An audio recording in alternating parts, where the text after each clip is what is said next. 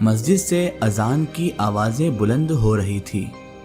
لوگ ایک ایک کر کے مسجد کی طرف بڑھتے جا رہے تھے۔ اس آواز میں نہ جانے یہ کیسی کشش تھی کہ سمجھ میں ہی نہیں آتا تھا کہ آخر لوگ اس کی طرف کیوں کھنچے چلے آتے ہیں۔ یہ کیسا عشق تھا، کیسا سرور تھا کہ گھروں سے لوگ نکل کر مسجد کی طرف روانہ ہو جاتے۔ جب سے ایوب یہاں پر آیا تھا تب سے مسجد آباد ہو گئی تھی۔ ایسا لگتا تھا جیسے اس مسجد میں جان آ گئی ہے، ورنہ کئی سالوں سے یہاں پر کوئی نماز نہیں ہوتی تھی۔ ایوب کے آنے کے بعد سے ہی یہاں پر اب نمازیوں کی بھیڑ بھی لگنے لگی تھی اور لوگ نماز کے لیے متوجہ بھی ہونے لگے تھے۔ ایوب کے آنے کے بعد ہی یہ مسجد آباد ہو گئی تھی۔ ایسا لگتا جیسے اس مسجد میں جان آ گئی ہو۔ اس کے پہلے یہاں پر کوئی مؤذن تعینات ہی نہیں ہوتا تھا۔ ایوب کو یہاں پر آئے ہوئے ابھی صرف 6 ماہ ہوئے تھے اور سارے علاقے کے لوگ اس سے بے پناہ عزت اور بے پناہ محبت کرتے تھے اور اس سے دلی طور پر ایک عشق رکھتے تھے، کیونکہ اس نے آ کر اس ویرانے میں مسجد کو آباد کر دیا تھا۔ یہ علاقہ شہر سے منسلک پرانا سا علاقہ تھا۔ یہاں کی آبادی صرف چند ہزار ہی تھی، اسی لیے اس پورے علاقے میں صرف 2 سے 3 مسجدیں تھیں۔ جس کو جہاں پر قریب مسجد پڑتی وہیں پر وہ نماز پڑھ لیتا، لیکن یہ والی مسجد تھوڑا دور تھی۔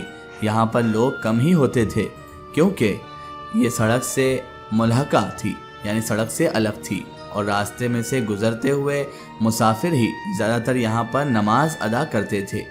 لیکن ایوب کے آنے کے بعد جہاں پر علاقے کے لوگ 5 وقت نماز ادا کرتے اور دن بدن ان کی تعداد میں اضافہ ہو رہا تھا، ایوب کی اذان نے ان کے دل میں ایسا اثر ڈال دیا تھا کہ وہ اس مسجد میں آئے بنا رہ بھی نہیں پاتے تھے۔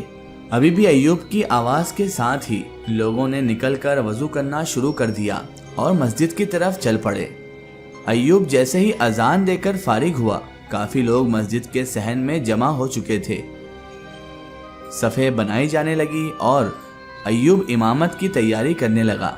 نماز سے جیسے ہی فراغت ہوئی، اس کے بعد سب لوگ ایوب سے اپنے اپنے کچھ مسئلے مسائل پوچھنے لگ گئے۔ ایوب کی عمر کوئی اتنی زیادہ نہیں تھی، صرف 32 سال ہی تھی، لیکن علاقے کے لوگ بلکہ ایوب کی عمر سے بھی بڑے لوگ اسے کسی بزرگ کی طرح ہی سمجھتے تھے۔ اس سے ایسے مشورے کرتے تھے جیسے کہ وہ بہت سمجھدار اور سمجھ بوجھ رکھنے والا انسان ہے۔ لیکن پھر ایک عجیب واقعہ رونما ہونا شروع ہوا، جس کی وجہ سے علاقے کے لوگوں میں چہم گوئیاں بڑھنے لگی۔ کچھ لوگ اسے اچھا سمجھنے لگے اور کچھ لوگ اسے غلط خیال کرنے لگے۔ لیکن ہوا کیا تھا، چلو وہ بھی آپ کو بتا دیتے ہیں۔ ایوب کو یہاں پر آئے ہوئے 6 ماہ ہو چکے تھے۔ ایک دن ایوب جو اذان دے کر فارغ ہوا تو دیکھا مسجد کے دروازے پر ایک ناگن بیٹھی ہوئی ہے۔ ایوب بہت حیران ہوا کیونکہ یہاں پر اس علاقے میں سانپ نہیں پائے جاتے تھے، پھر یہ کہاں سے آ گئی؟ ایوب نے دل ہی دل میں سوچا۔ اتنے میں نمازی بھی مسجد کی طرف چلے آئے، لیکن دروازے میں بیٹھی ناگن کو دیکھ کر وہ خوف زدہ ہو گئے اور مسجد کے اندر نہ آ سکے۔ ایوب اس ناگن کو بہت کہا کہ وہ پیچھے ہٹ جائے۔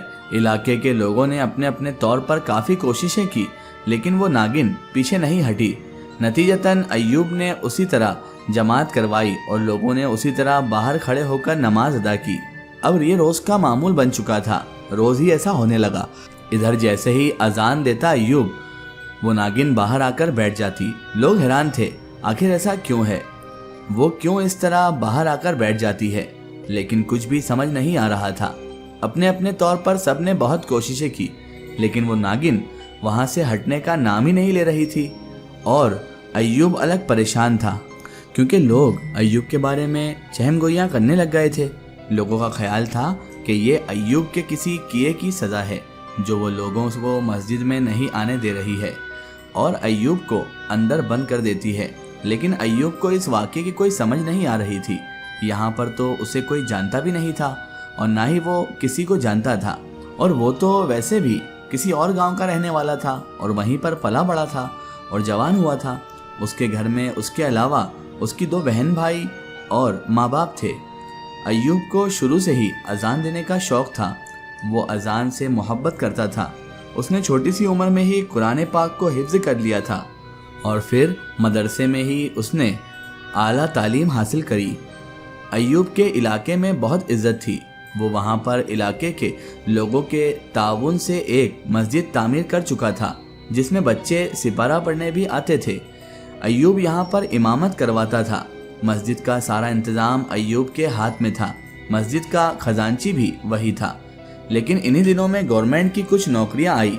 अय्यूब ने बगैर सोचे समझे अप्लाई कर दिया और उसकी जॉब लग गई। गवर्नमेंट ने उससे उसके इलाके से दूर एक पसमंदा से इलाके में तैनात कर दिया। यहाँ पर अय्यूब को मुनासिब तनख्वाह मिल रही थी, लेकिन यहाँ पर उसे वो मज़ा नहीं आता था जो अपने इलाके में आता था। यहाँ पे लोग उसकी इज्जत भी बहुत करते थे और अब तक अपने बच्चों को भेजकर उससे सिपारा भी पढ़वाने लगे गए थे। लेकिन फिर भी अय्यूब का दिल यहाँ पर बहुत मुश्किल से लगा हुआ था। हालांकि अभी अय्यूब की शादी भी नहीं हुई थी, लेकिन उसकी माँ उससे बहुत ज़्यादा मिन्नतें असरार कर रही थी कि जल्द से जल्द शादी कर लो।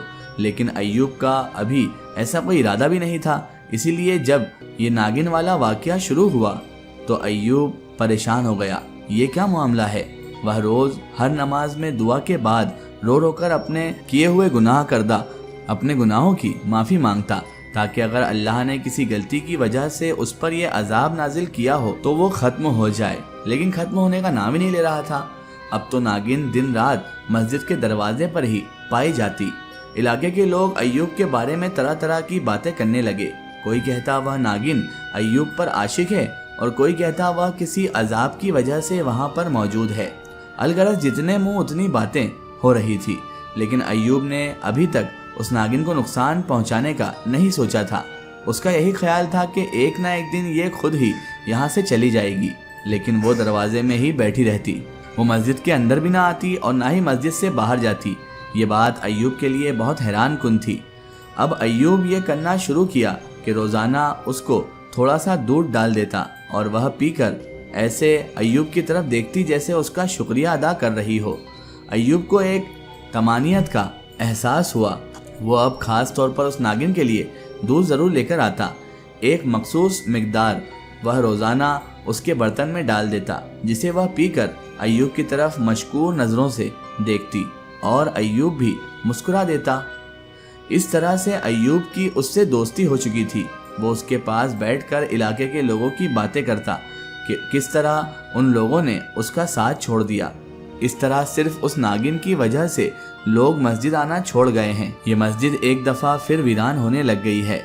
अय्यूब को इस पर बहुत ज़्यादा फिक्र हो रही थी, क्योंकि उससे इस मस्जिद में बहुत मोहब्बत हो चुकी थी, क्योंकि उसका नाम आकाए दो जहां सल्लल्लाहु अलैहि वसल्लम की मस्जिद की निस्बत से रखा गया था। इसलिए अय्यूब इस मस्जिद के इश्क में मुब्तला था। इसका एक स्टोरी हम देखेंगे इसके अगले पार्ट में।